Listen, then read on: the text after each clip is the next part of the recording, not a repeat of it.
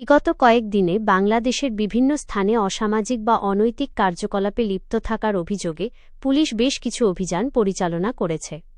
২০২৬ সালের শুরুর দিকে ঘটে যাওয়া উল্লেখযোগ্য কয়েকটি ঘটনার তথ্য নিচে দেওয়া হল।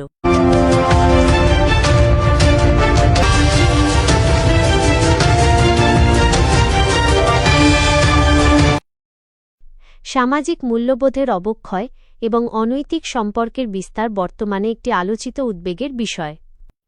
এই ধরনের সমস্যাগুলো নিয়ে গভীরভাবে ভাবলে কয়েকটি দিক সামনে আসে। পারিবারিক ও সামাজিক প্রভাব। পরিবার ভাঙন, পরকীয়া বা অনৈতিক সম্পর্কের সবচেয়ে বড় শিকার হয় পরিবার। এর ফলে স্বামী স্ত্রীর মধ্যকার বিশ্বাস নষ্ট হয় এবং অনেক ক্ষেত্রে তা বিচ্ছেদের রূপ নেয়। সন্তানদের মানসিক বিপর্যয়। মা বাবার অনৈতিক আচরণের প্রভাব সরাসরি সন্তানদের ওপর পড়ে। তারা হীনম্মন্যতায় ভোগে এবং ভবিষ্যতে তাদের সামাজিক ও মানসিক বিকাশ বাধাগ্রস্ত হয়। সামাজিক অবক্ষয়।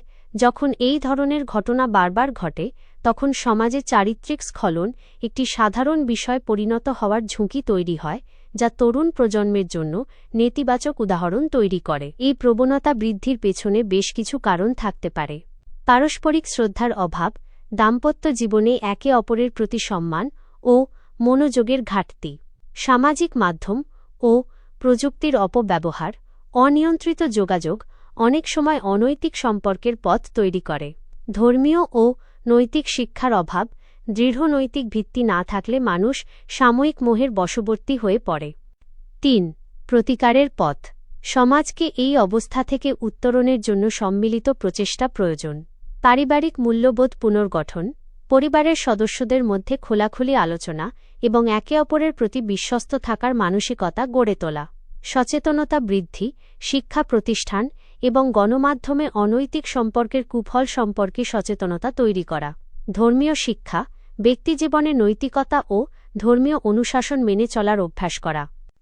সমাজকে সুন্দর রাখতে হলে ব্যক্তিগত সততা এবং পারিবারিক বন্ধন দৃঢ় করার কোনো বিকল্প নেই। আইন প্রয়োগের পাশাপাশি সামাজিক প্রতিরোধ ও নৈতিক পরিবর্তনই পারে এই অবক্ষয় রুখতে।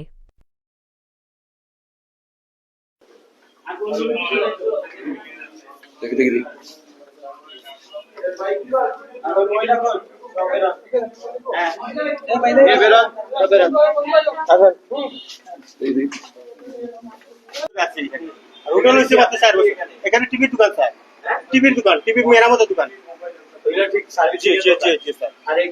এটা সেলুন খুলতেছে, এটা সেলুন খুলতেছে, সেলুন অ্যাডভান্স সব কিছু হইছে স্যার। এটা মালিক কি একজনই মালিক? না, ওইটা আলাদা মালিক, ওইটা মালিক আলাদা, এটা মালিক আলাদা।